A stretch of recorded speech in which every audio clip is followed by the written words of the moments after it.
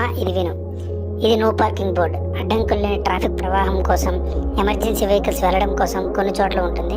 అలాగే కొన్ని నిర్దిష్ట ఉపయోగాల కోసం స్థలాన్ని సంరక్షించడంలో కొన్ని ప్రదేశాల్లో ఉంటుంది.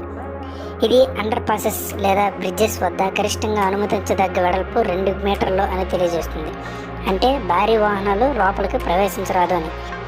ఇది కూడా అండర్ పాసెస్ లేదా బ్రిడ్జెస్ లేదా సొరంగాలు వంటి దగ్గర గరిష్టంగా అనుమతించదగ్గ పొడవు 3.5 మీటర్స్ అని తెలియజేస్తుంది. అంటే బస్సులు, ట్రక్కులు లోపలికి ప్రవేశించరాదు అని. ఇది no audible warning device board. కొన్ని నిర్దిష్ట ప్రదేశాల్లో శబ్ద కాలుష్యాన్ని నిషేధించడం కోసం ఉంటుంది. ఇది ఎక్కువగా ఆసుపత్రులు, పాఠశాలలు, నివాస ప్రాంతాల వద్ద ఉంటుంది. ఇది నో మోటార్ వెహికల్స్ బోర్డ్. అంటే ఎటువంటి మోటార్ వాహనాలకు ప్రవేశం లేదు అని అర్థం.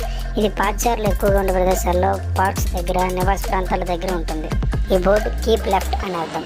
ఇది ఇండియా వంటి ఎడంవైపు డ్రైవింగ్ ఆనవాయితీ కలిగిన దేశాల్లో రోడ్ డైవర్జెన్సెస్ అంటే ఇలాంటి ప్లేసెస్లో ఎడంవైపు తీసుకోమని తెలియజేయడం కోసం ఉంటుంది.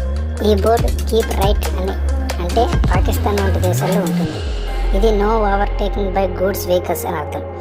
ట్రక్కులు, లారీలు వంటి గూడ్స్ వాహనాలు కొన్ని ప్రాంతాల వద్ద ఇతర వాహనాలను ఓవర్టేక్ చేయకూడదు అని తెలియజేయడం కోసం కొన్ని దగ్గరలో ఉంటుంది. వీడియో నచ్చితే ఒక లైక్ కొట్టు బ్రో. ఇలాంటి వీడియోస్ కావాలంటే మన ఛానల్ని సబ్స్క్రైబ్ చేసుకో.